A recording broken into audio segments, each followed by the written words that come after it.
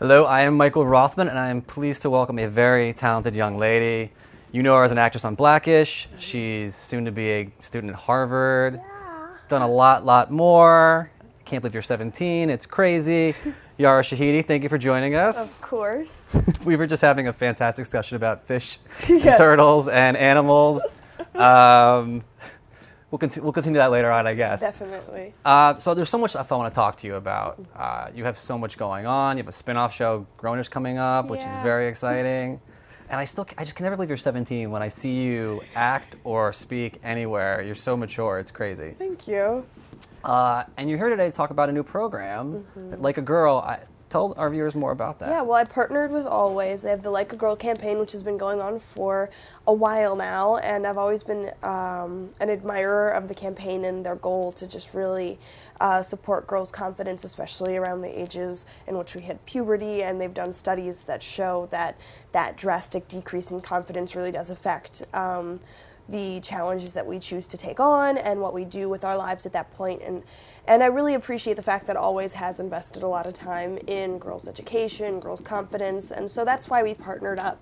And I feel like it's really cool because it's really about creating programming and just creating awareness about this idea that we have to destigmatize this concept of failure. Yeah. Because I think for so many people, it's a big stopping place in which then from that point on they decide not to take on certain challenges, and especially in this day and age, that prevents a lot of opportunity. And I mean, I was saying, as an actress, you've been acting since I think you were like 7 years old. I think, Yeah, pretty close. 7. That was my first movie, and I remember like the first commercial I did, I was like 2, something crazy. You remember that too? I don't. Okay, I say I remember, but it's more so I remember by proxy Hey, you through never know. stories. I think I don't remember what I did yesterday, but I think you. Yeah, no clue what I did this morning. But is there a story of failure that you have that kind of taught you something that you learned along the way? I mean, obviously being an actress, you've had a very successful early career, but is there anything that stuck with you? I mean, I have quite a few. I think high school was a big deal for me, just because I'd always been really academically astute, and I think that was the first time I'd come across this idea that I didn't do something perfectly the first time around. And it seems like a minuscule thing, but I remember even getting a C on an essay that I'd written for English, and it seems like just like another daily occurrence, but for me it was the biggest deal. I remember connecting it to the fact that I was never going to study history, I wasn't going to get into any schools, no one was going to like me because they were going to know I was going to have this C on my English paper. You're very unlikable. Yeah, just this C on my English essay, but I really had allowed it to define me, and I know going into high school, it was a mentality that I had to strip myself of because it is a period of trial and error. And from that point on, I joined speech and debate. I'd done so many new things that, like, having that mentality of allowing how well I did the first time around to define me just really messed me up. And so it was interesting just trying to unlearn that idea that, one, of course, my goal is not to be perfect anymore, and two, just this concept that it's important to celebrate the small improvements. I think so many times we're very hard on ourselves, like, why didn't I do this perfectly the first time around? Or my goal is to just be absolutely astute in everything that I do, rather than celebrating this idea that you improved in any sort of way and appreciating the fact that we don't evolve in a linear fashion. Yeah, it's about the journey, right? Not the... Yeah. I just sound like a haiku when I just say that. No, but it's true. It's true. And I love casting stories too. Do you remember the casting for Blackish? Was it a very Yeah. simple thing, or was That there? was an interesting process. I remember the day before, I had done 2 auditions. I'd done a director session for it, so it's me, casting directors, the director, Kenya Barris, who's the creator of the show. So it's a lot of people in this very small room, and it is, like, overarchingly, it can be an intimidating process. What I appreciated is that from the get-go, from entering the room, I knew that I was surrounded by people that wanted me to succeed. Okay. And I think that's another big thing, just Huge. overarchingly, and having that kind of support network in what you do, because I think it even made that kind of intimidating director session, I think, easier. Because then when I did it's called the network test. When you walk in, you screen with the person that you're working opposite of. So Anthony Anderson was in that day. He said none of the words on the page. So just it was ad-libbed the all entire thing. ad-libbing, and I was freaking out. I mean, internally I was freaking out because I didn't know what to do. I'd memorized this script. I'd put so much time into the different options, really thought long and hard about everything from outfit choice to hair to how I was going to look. And I remember being in this audition, and there's Anthony saying none of the lines, and then there's, I'm trying to remember, one of the people in the room in the back just shaking their head. And this vision is so clear to me because I just remember the entirety of the audition. He was just shaking his head. And what I realized is, one, I found out later he was not shaking my head because of me. He wasn't even paying attention to what I was doing. It was a personal thing going on? Yeah, some other thing happening in the background. His goldfish had just passed away, you know, those things like that. Probably, but it also is just another example of how to go with the flow. I think, if anything, that's what Blackish has taught me. Because we're working on an ever-changing schedule. We'll get to set and the script is changing while you're there. And it is intimidating because you're working with people who are big game changers within this industry, who have been in the comedy world for years. And so being around people who know what they're doing, and to be a young teenager just figuring it out, can like have this layer of intimidation. And it's really taught me to be like, I'm going to do what I'm going to do, and if you don't like my choice, then I'll change the choice, but what's the worst that can happen? That's amazing. Again, so well said. Like Thank you. I couldn't say it better, and I'm probably twice your age. And you brought up growing up on the show, which is really amazing. What's it been like to do that? And you guys have really done an amazing job of tackling tough issues in a really digestible, fun manner. We had Anthony in here. We talked about the police brutality episode. I really loved his monologue in the Trump episode, where at the end, the boardroom, like giving another perspective. Yeah, I mean, I think what Blackish has done really well is address issues from this multifaceted point of not telling people the right way of thinking about an issue. There's never one side to it. If anything, by the end of the episode, you've gotten 10 different opinions from each character about how they view a certain topic. Like, Zoe is interesting because she's different from me. She's very apolitical in how she thinks.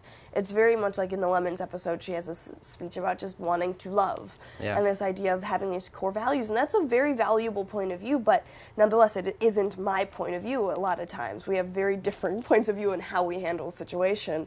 And so it's been interesting growing up because being on a show that's very relevant, it's almost like you're developing two opinions at the same time. So not only am I figuring out how Yara is reacting to something, I'm figuring out how my character reacts because it's so different from how I react. And with episodes that tackle something that would have literally happened maybe a week or two ago, then you're actually like going through the process of figuring out how you feel while you're on set. And if anything, I think it's given me the privilege of trying to understand other people better, because when you're forced to play somebody that you're naturally not, then it makes you have to basically understand the process of how people develop their opinions and how, one, environment is a big role in how we grow up, but two, just this concept of having constructive conversations. I think that at the core of Blackish is Dre's ability, or any of the characters' ability, to communicate how they feel to other people who do not share the same opinion. And you seem like such a curious young woman as well. Is there any topics that you want to tackle moving forward? I know you guys have covered the gamut. Yeah, I mean, I think that's what's exciting about Grownish, is that it's very specifically focused on the Gen Z experience. I feel like college campuses are highly politicized right now. Yeah. And to be in that kind of environment, especially when Zoe, for the most part, has grown up in her perfect little socioeconomic liberal bubble and has her values, those are kind of going to be shattered, and she has to figure out who she is in the larger context of the world around her, not just within her family. And so it is really exciting. I think even the simple things that may seem like not a big deal, but to have a moment in which Zoe is actually unsure of herself is really big, because Zoe is this confident character. While every other character may be spazzing out, she's the one person that could either, like, is just really calm and seems as though she just has everything together and could care less about why everyone else is spazzing out. And so to have those moments in which we get to appreciate her own personal growth and to appreciate the fact that she doesn't have it all together and she isn't this person that's just like, I am confident in all situations. And I mean, it's exciting. Should we expect for her to get in a little bit of trouble? I mean, it's college. Obviously, that's what happens. Definitely. I've been talking to the writers, and it's funny because I've said, like, I'm both extremely excited for Zoe's growth because it's not just to, quote-unquote, move plot along like so many teenagers are used in shows, but to really have a conversation about what it means to grow up within this context of 2017. And at the same time, I feel like her grandmother because I'm like, she is moving so quickly. Oh, goodness. You're watching this character, like, blossom that you created. Yes. And I'd be remiss if we didn't bring up, it's funny because you're here to talk about mentoring young women, and then also Blackish tackles all these incidents. And I saw you had some very poignant things to say about Charlottesville this weekend at the Teen Choice Awards. Yeah. What do you say to young women and even like the audience when we have this big gap that just feels like it's widening socially? I mean, I think what is interesting, being a history nerd, I think the one thing that I have that I'm very fortunate for is context. And so I think Charlottesville, while it is terrifying and horrific and saddening, it's not surprising, especially when you look at the history of our country.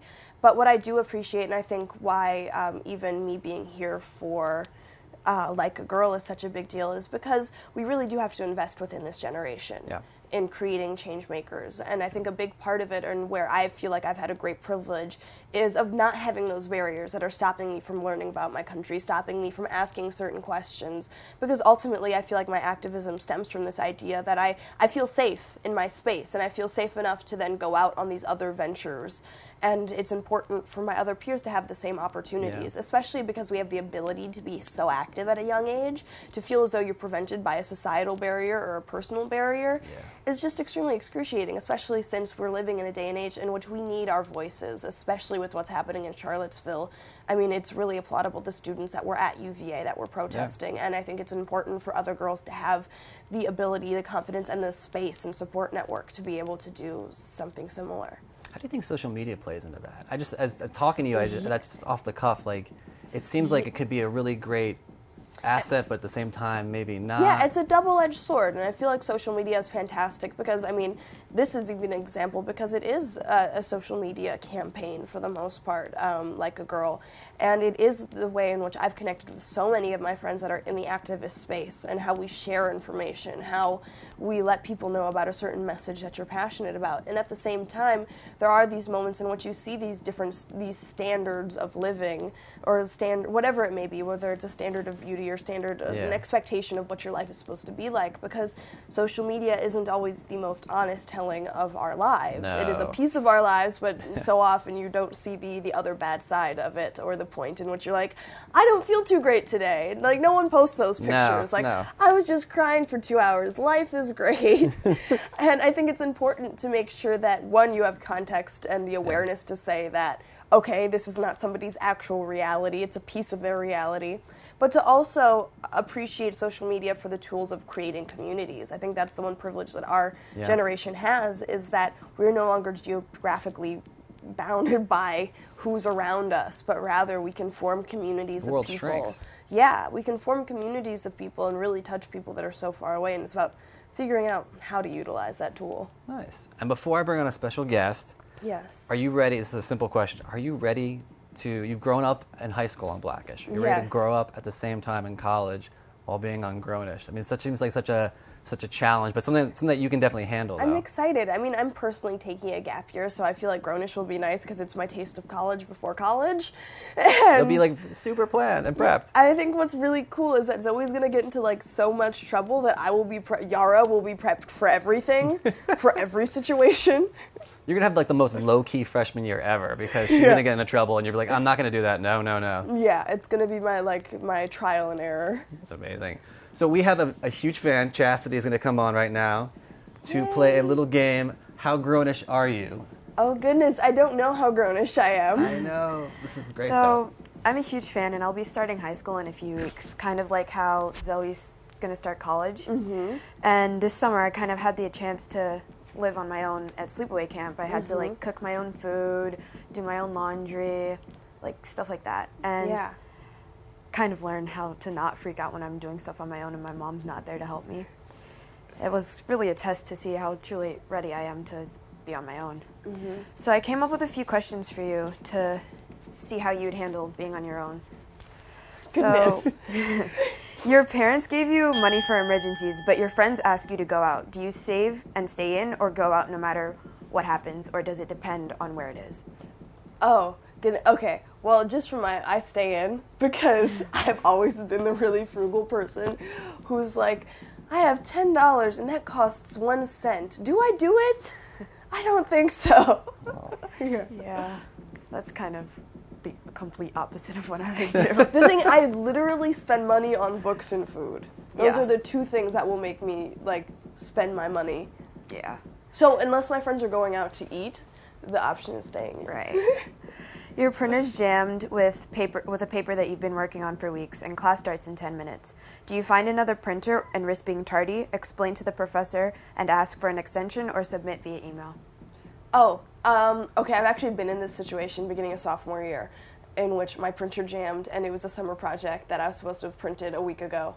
And so I did two things. I sent it via email and I printed it out on another printer, and I was a little tardy, but I had a full explanation as to why. I've been in so many situations like that. I know, it's very relatable because Yeah. I think the one thing was I really didn't think through this idea that I had 80 pages to print of essays. So I was like, I'll just print it and it'll all be great. And so when the printer jammed and I was late for school, it was a very panicked moment. So your roommate asks you to feed her fish over a long weekend and you forget. We were just wasn't talking planned. I about swear this fish. wasn't planned. Yeah. Do you tell her, replace the fish, or act surprised that it died? Good. Okay, well, morally, I would have to say, hey, your fish died. I may have killed your fish. I don't know if in that situation, it depends on how attached my roommate is to said fish. Right. I would like to think that I would tell her immediately, and I'd like to think that I wouldn't forget to feed her fish in the first place. Yeah. Okay, the class you're in started 10 minutes ago, but you suddenly realize this isn't your class. Do you stay till the end or leave as discreetly as possible?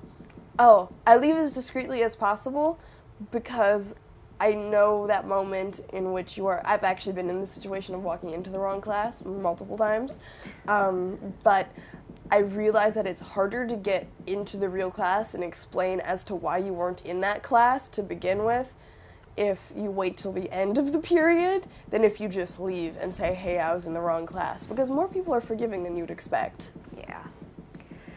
Your roommate always leaves her shoes by the door and you trip over them. Do you pick them up and tell her, put your shoes there, or do you just not say anything?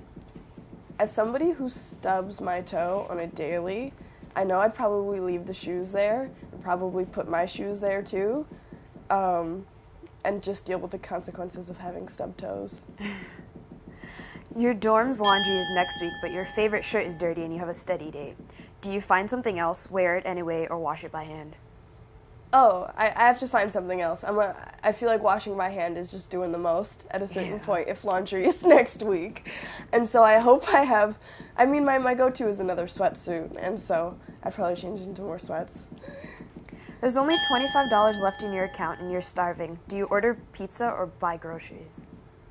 I'd have to say buy groceries because I'm lactose intolerant, so pizza's not a great option for me, but I'd also have more options if I bought groceries. Yeah, groceries definitely. It'd make way more I'm a sense. snacker too, so Yeah. I need all my snacks. Okay. Which would you choose, a solo dorm room, roommate you know, or a freshman you don't know? I'd have to say freshman I don't know. I actually went to a camp maybe summer of sophomore year, and I had gone not knowing anybody, and it was actually a really fantastic experience because I allowed myself to meet new people and to really put myself out on a limb there, and I ended up having a pretty great time. And I know I want a roommate because I like talking. Yeah, me too. I stay up all night talking to my tent mate. Yeah. Like, the entire night. I know, I'm really bad at that. I have to put an alarm on myself and be like, okay, I promise myself I'll go to bed at this certain Yeah, time. and at some point they're kind of just like, shut up. I think the issue is all of my conversations really change from something super specific to some random philosophical conversation. Yeah.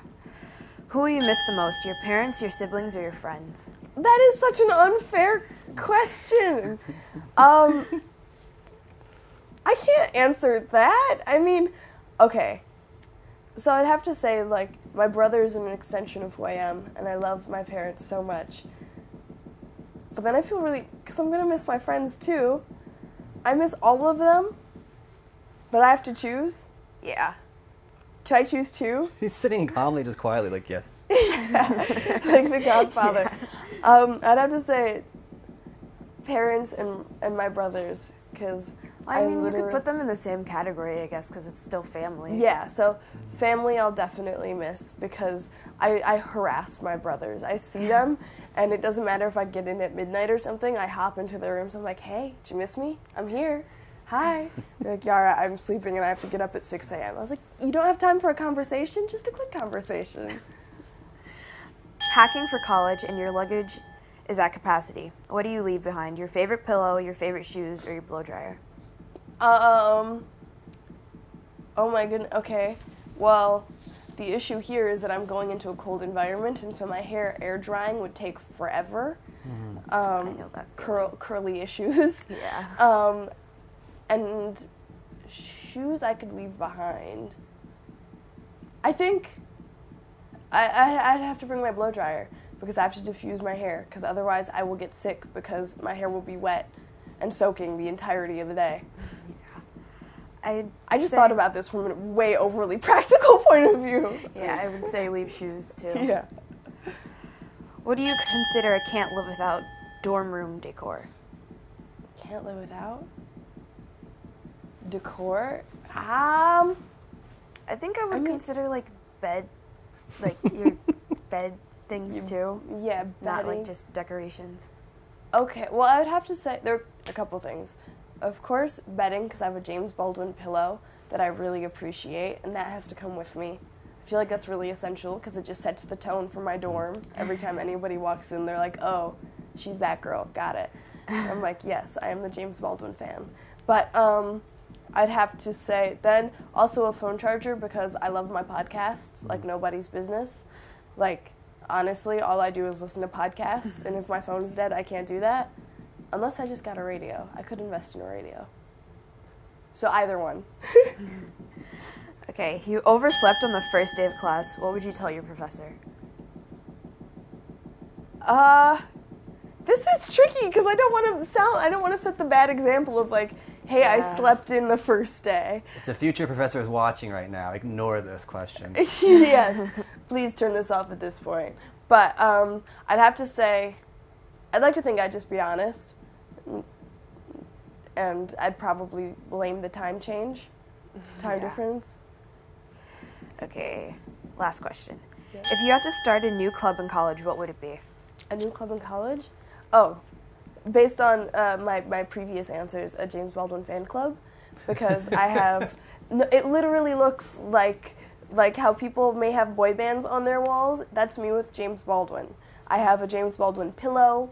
I have two James Baldwin t-shirts, 2 James Baldwin candles, 2 signed copies of Go Tell It on the Mountain, every James Baldwin book. Like, the obsession is real. On James Baldwin's birthday, my parents got me a gift, because they knew it was just a national holiday. Yeah. Do you think you would have a lot of people, like... Oh, I'm going to convert people left and right. All of my friends now all read James Baldwin, and I'd like to take full credit for it, even if I had nothing to do with it, because I think just me mentioning it so often must have inspired at least a few of them. Well, thank you for answering my questions. Thank you. Those are good questions. Great questions. Thank you. I didn't even think about, like, who am I going to be in college? When I have I'm used to everything being on a schedule. I have a call time. I know when I'm working. I know when I'm having lunch. So what happens when I have no schedule? You make your own. Yes. Yara's having an existential crisis live on the air right yes. now. She's trying to figure it all out. Well, you Thank just you. topped anything I did. So, Chastity, thank you so much. You were amazing.